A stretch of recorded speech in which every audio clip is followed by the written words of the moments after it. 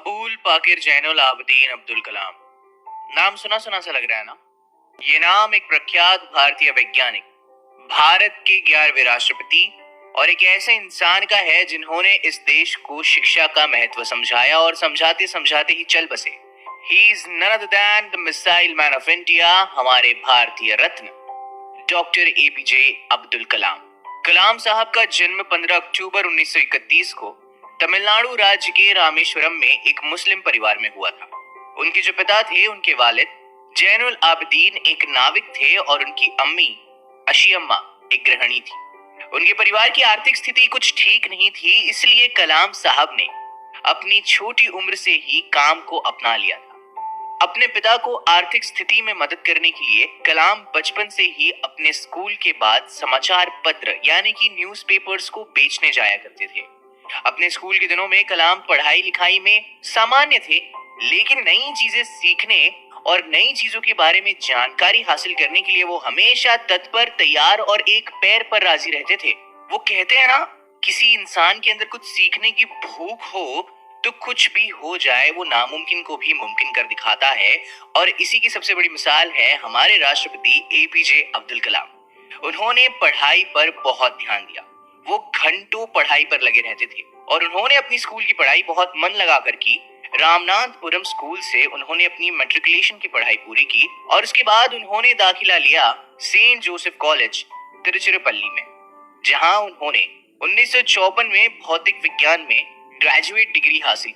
उसके बाद उनका सफर उन्हें ले गया 1955 में मद्रास, आज का चेन्नई, जहां पर उन्होंने एरोस्पेस इंजीनियरिंग में पढ़ाई शिक्षा ग्रहण की। और उसके बाद 1960 में कलाम साहब ने मद्रास इंस्टीट्यूट ऑफ टेक्नोलॉजी से इंजीनियरिंग की पढ़ाई पूरी। मद्रास इंस्टीट्यूट ऑफ टेक्नोलॉजी से इंजीनियरिंग की पढ़ाई खत्म करने के बाद कलाम साहब का करियर शुरू हुआ रक्षा अनुसंधान और विकास संगठन में, जो कि है कहलाता DRDO, defence and research development organisation, scientist के तौर पर। उन्होंने अपने करियर का श्री गणेश इंडियन आर्मी के लिए एक छोटे हेलीकॉप्टर का डिजाइन बनाकर किया।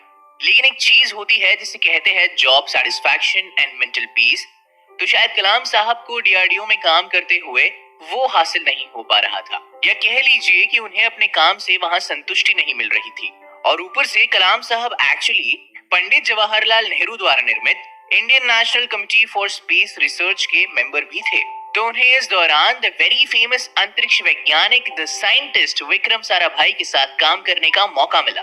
एंड लेटर ऑन इन 1969 में उनका ट्रांसफर हुआ भारतीय अंतरिक्ष अनुसंधान संगठन, जो कि कहलाता है और आज जो पूरी दुनिया जानती है इसरो में, इंडियन स्पेस रिसर्च ऑर्गेनाइजेशन में।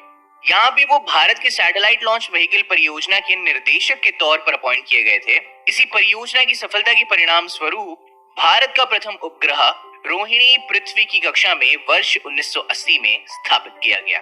इसरो के साथ मिलकर काम करना, इसरो में शामिल होना कलाम साहब के करियर का सबसे इम्पोर्टेंट और सबसे बड़ा माइलस्टोन था, क्योंकि यहाँ से उनके जीवन को एक नई दिशा से मिल गई।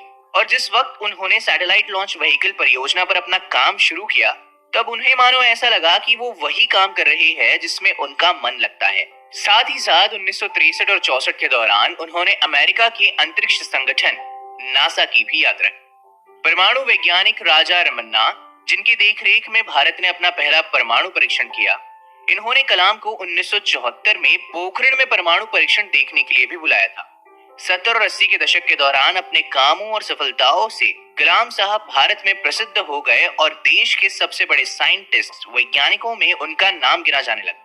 उनकी इमेज, उनकी ख्याति इतनी बढ़ गई थी कि अर्जेंटली प्रधानमंत्री इंदिरा गांधी ने अपने कैबिनेट के मंजूरी के बगैर उन्हें कुछ गुप्त परियोजनाओं पर कार्य करने की अनुमति दे दी थी। भारत सरकार ने, द गवर्नमेंट ऑफ इंडिया ने महत्वाकांक्षी integrated guided missile development programme का प्रारंभ डॉक्टर कलाम के देखरेख में किया। वो इस प्रोजेक्ट के मुख्य कार्यकारी थे।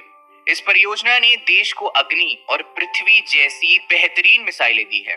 जुलाई 1992 से लेकर दिसंबर 1999 तक डॉक्टर कलाम प्रधानमंत्री के वैज्ञानिक सलाहकार और रक्षा अनुसंधान और विकास संगठन, दैट इज अगेन DRDO के सचिव थे। इंडिया ने अपना सेकेंड न्यूक्लियर टेस्ट इसी दौरान किया था। उन्होंने इसमें एक इम्पोर्टेंट रोल निभाया था। आर चिदम्बरम के साथ कलाम साहब इस परियोजना के समन्वयक थे।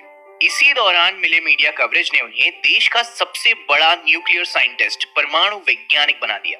एंड लेटर ऑन इन 1998 कलाम साहब ने हार्ट के डॉक्टर सोमाराजू के साथ मिलकर एक कम कीमत का कोरोनरी स्टेंट का विकास किया।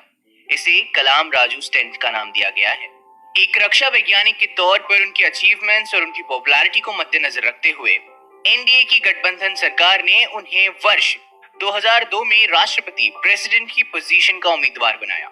उन्होंने अपने कॉम्पिटिटर लक्ष्मी सहगल को भारी अंतर से पराजित किया और 25 जुलाई 2002 को भारत के 11वें राष्ट्रपति 11th प्रेसिडेंट के रूप में शपथ ली। डॉक्टर कलाम देश के ऐसे तीसरे राष्ट्रपति थे जिन्हें राष्ट्रपति बनने से पहले ही भारत रत्न के सम्मान से नवाजा जा चुका था। इससे पहले डॉक्टर राधाकृष्णन और डॉक्टर जाकिर हुसैन ऐसे दो राष्ट्रपति रहे हैं जिन्हें राष्ट्रपति बनने से पहले सम्मान से नवाजा जा चुका है। उनके कार्यकाल के दौरान उन्हें जनता का राष्ट्रपति कहा गया, पीपल्स प्रेसिडेंट। अपने टेन्योर की समाप्ति पर उन्होंने दूसरे कार्यकाल की भी इच्छा जताई, पर राजनीतिक पार्टियों में एक राय की कमी होने के कारण उन्हें इस विचार का त्याग करना पड़ा। 12वीं राष्ट्रपति प्रतिभा पाटिल के कार्यकाल उनके टेन्योर की समाप्ति के समय एक बार दोबारा फिर उनका नाम आया अगले संभावित राष्ट्रपति के रूप में, लेकिन चर्चा ही रह गई और आम सहमति नहीं होने के कारण उन्होंने अपनी उम्मीदवारी का विचार त्याग दिया। राष्ट्रपति पद से निकलने के बाद कलाम साहब ने पढ़ाई लिखाई, मेंटोरशिप और रिसर्च जैसे कार्यों में अपने आप को बिजी रखा और भारतीय प्रबंधन संस्थान, शिलोंग, अहमदाबाद और इंदौर जैसे संस्थानों में विजिटिंग प्रोफेसर के तौर पर जुड़े रहे। इसके अलावा भी वो भारतीय विज्ञान संस्थान बैंगलोर के fellow, Indian institute of space science and technology Thiruvananthapuram के चांसलर, अन्ना यूनिवर्सिटी चेन्नई में एरोस्पेस इंजीनियरिंग के प्रोफेसर के तौर पर भी रहे। उन्होंने IIT Hyderabad, Banaras Hindu university BHU और अन्ना यूनिवर्सिटी में सूचना प्रौद्योगिकी भी पढ़ाया था। कलाम साहब हमेशा से देश के युवाओं के सपने और उनके भविष्य को बेहतर बनाने के बारे में बातें किया करते थे।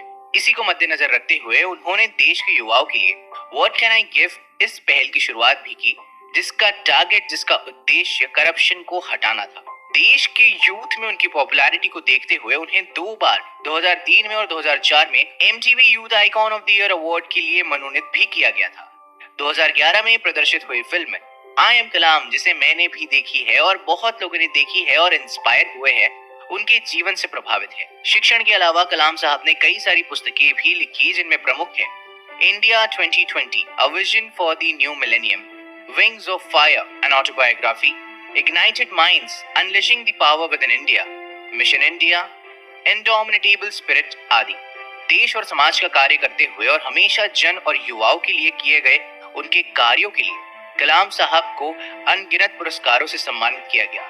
लोग उनमें पिता, परमेश्वर और एक गुरु की छवि देखा करते थे। लगभग 40 विश्वविद्यालयों ने उन्हें मानद डॉक्टरेट की उपाधि दी और गवर्नमेंट ऑफ इंडिया ने उन्हें पद्म भूषण, पद्म विभूषण और भारत के सबसे बड़े नागरिक सम्मान भारत रत्न से नवाजा। और इस महान इंसान की ट्रेजेडी देखिए जिंदगी की, जिस संदेश को, जिस प्रवाह को वो अपने जीवन भर साथ लेकर चले, शिक्षा का मार्ग दिखाते चले कि सभी को शिक्षा प्रदान हो, हर बच्चे को, हर मन को। उसी तरह वो एक दिन हमसे अलविदा भी कह गए। उस वक्त जब वो एक स्पीच दे रहे थे 27 जुलाई 2015 को भारतीय प्रबंधन संस्थान शिलोंग में, अध्यापन कार्य के दौरान उन्हें दिल का दौरा पड़ा और वो स्पीच देते देते ही स्टेज पर ही चल बसे। उनका स्वर्गवास हो गया। वो दिन एक काले दिन की तरह भारतीय इतिहास में याद किया जाता है और हमेशा कलाम साहब हमारे मन में, हमारे हृदय में, और हर इंसान जो सच्चे मन से शिक्षा को अपनाता है उसके लिए कलाम साहब एक हौसला अफजाई मूर्त है।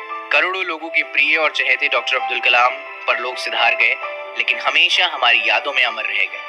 डॉक्टर कलाम भारत के अंतरिक्ष कार्यक्रम और मिसाइल विकास कार्यक्रम के साथ हमेशा से जुड़े थे और इसी कारण से इस इंसान को, हमारे एपीजे अब्दुल कलाम को, हमारे प्रेसिडेंट को, हमारे गुरु को, हमारे मिसाइल मैन को हमेशा याद रखा जाएगा। इन्होंने पूरी दुनिया को सिखाया कि शिक्षा ही जीवन है, शिक्षा ही कर्म है, शिक्षा से ही शुरुआत है और शिक्षा पर ही अंत है।